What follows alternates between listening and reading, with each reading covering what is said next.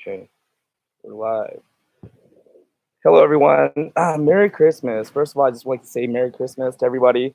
Um, and I'm kind of getting over this cold. Ever since I got here, and my wife, our whole family was dealing with it. I think it was just like one thing after another. Just deadline after deadline, and we didn't really have a chance to actually rest and just exhausted, sad. All these emotions going. So. I think I'm finally getting over it, all the body aches and everything. But anyways, just wanted to give a quick update. So everything is this today is the first day that we finally have to just kind of rest, and so um, I think later on I might take my girls to the playground here. There's a playground in Tempe, I believe, that they really used to like. Anyways, so what I would like to share, sorry, is I finally called my dad and I wished him Merry Christmas. Actually, I felt a little bad because the first time I called him was yesterday. We were at the gravesite, and the family was taking pictures, and they were kind of going over, how to arrange the gravesite for my father-in-law. And my dad keeps calling my wife to find out about a plane ticket for him to come visit, Atlanta from Alaska. And anyways, and my wife, she does everything. She helps with my business. She helps my mom with her business. She helps her parents. I mean, she does everything.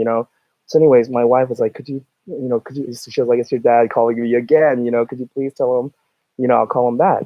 So I got upset. I didn't even have his number, so I was like, give me his number. So I got his number and I called him yesterday, kind of upset, frustrated. I was like, hey, I was like, leave her alone. And he was like, who is this? And I was like, it's me, And I was like, stop calling Kimberly, I was like, stop calling her, stop bothering her. Her dad just died, you know? And he was actually calling to just, tell her that he's sorry and that he wishes he could be here. I didn't know that. I just told him, hey, give her some time, relax, and I hung up. And I kind of felt bad about that. So I called him this morning and I told him, Merry Christmas. And then he told me, hey, sorry I called so much. I was just wanting to tell Kimberly how much, how sad I am for her and, how I wanted to be there with her. And I was like, that's really nice, And I told him, hope you're having a good Christmas. And he asked how our kids were doing, and I told him, our girls are still sleeping because, they're still sick too. And so I was telling them like, when they wake up, I'll have them call you. And it was nice. It was actually a nice, pleasant conversation. A lot easier than I thought. I don't know why I've been avoiding it for so long. And and the thing is, I didn't go into it. We didn't have to hash out anything. We didn't have to go into all the old hurts and resentments and why I don't like him. And I didn't have to go through any of that. All I had to do was just tell him, hey, Merry Christmas. I hope you're having a good Christmas. You know, have a great day. It was that simple. And he was very nice to me. He was actually being very caring. And it's like, where was this guy when I was growing up? But anyways, I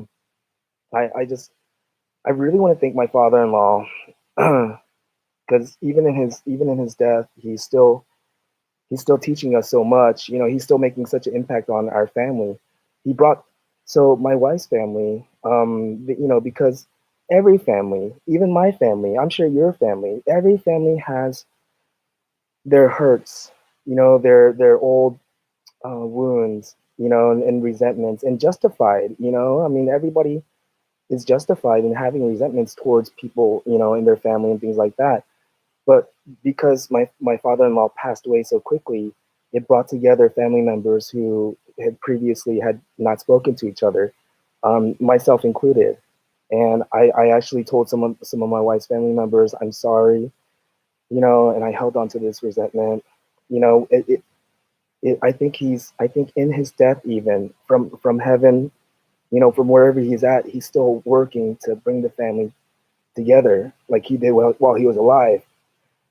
Um, Creative mind tea. It's amazing the things we avoid for reasons we don't even know. Exactly.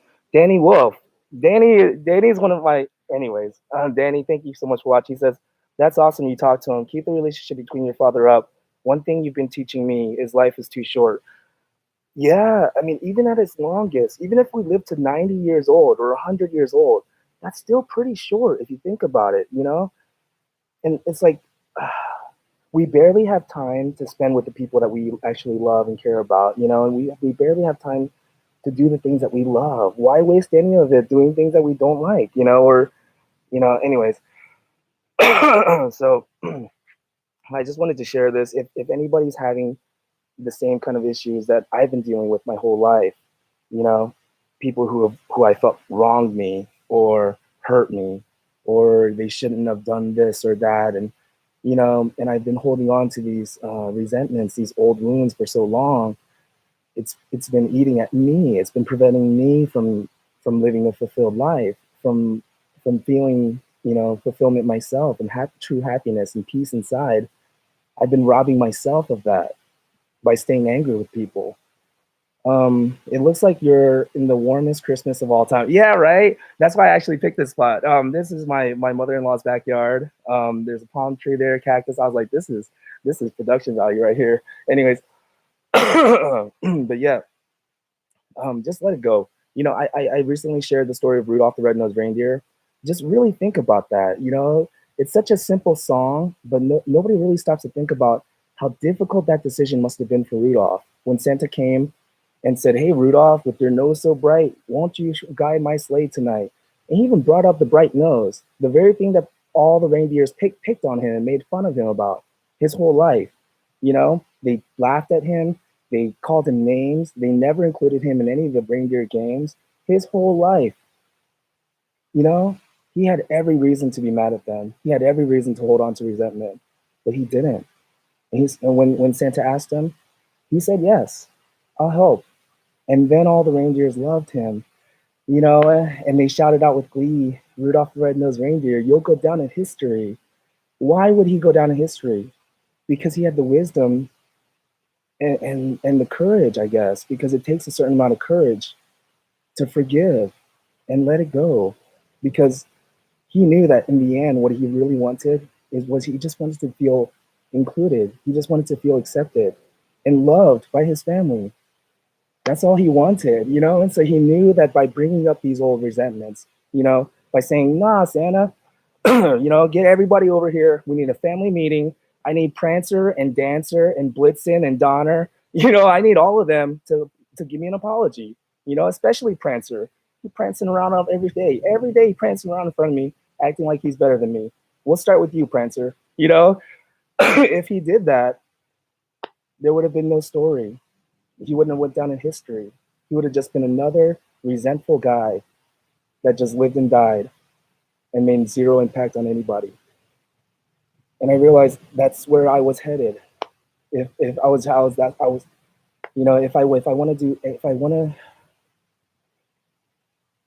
want to be a good example to my daughters, I have to show them by my own example. You know, you can't hold on to these old resentments. You know, the Buddha says holding on to resentment is like holding on to a hot piece of coal with the intention of throwing it at your enemy.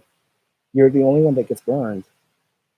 So, you know, it really is poison for ourselves to hold on to these resentments. And I really appreciate my father in law teaching that to me, you know, and I already knew it in my head. I've heard it all my life, but to really feel it in my heart and have it change me, you know, it took something like this. It took something this impactful because I don't think I would have learned it any other way.